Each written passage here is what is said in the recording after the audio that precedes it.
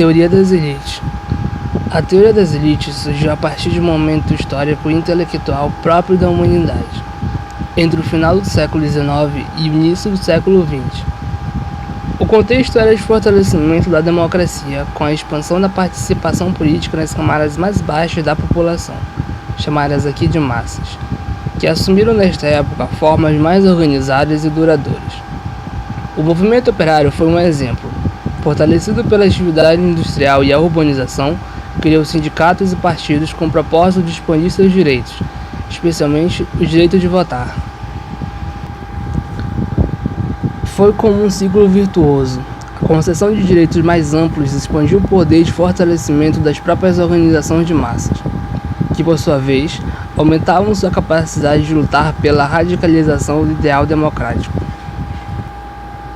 Entretanto, os setores dominantes se preocupavam com essa situação. Para eles, o racionalismo iluminista estava dando lugar a uma era de irracionalismo, com a predominância das emoções e impulsos sobre a razão crítica. Assim, a participação das massas nas decisões políticas era percebida como inviável, tendo em vista o tamanho dos estados nacionais e indesejável diante da ideia de irracionalidade que essa participação poderia gerar na política. Os três pais fundadores da teoria das elites são Gaetano Mosca, Vilfredo Pareto e Robert Michels. Nesta aula, vamos abordar as correntes de pensamento que fundamentaram os autores fundadores da teoria das elites, o darwinismo social e a psicologia das multidões, e em seguida explorar a contribuição do primeiro autor, o italiano Gaetano Mosca.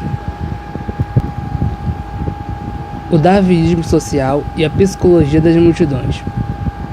No século XIX, duas narrativas avaliavam como preocupante e indesejável a participação intensa das massas na política: o darwinismo social e a psicologia das multidões.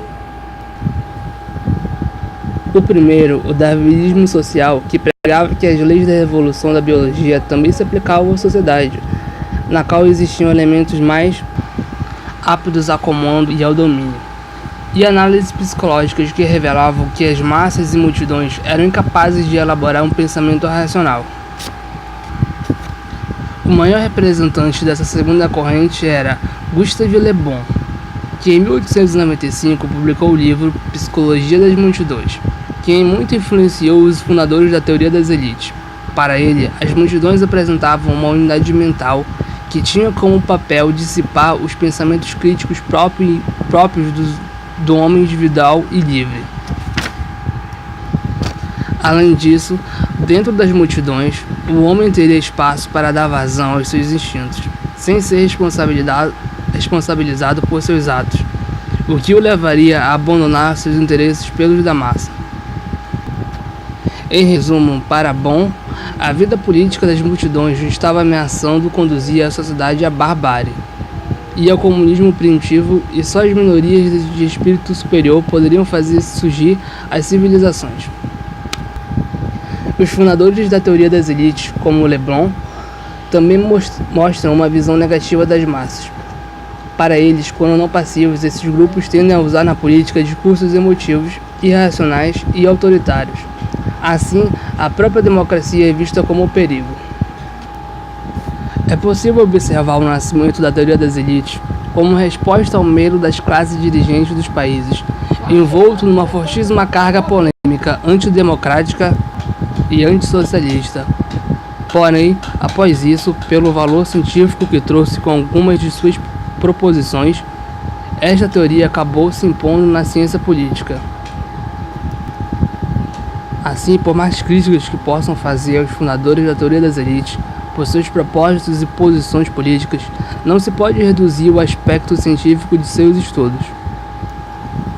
Como também fundadores da ciência política contemporânea, esses teóricos estavam em suma interessados em descobrir como a política funcionava e não como deveria funcionar.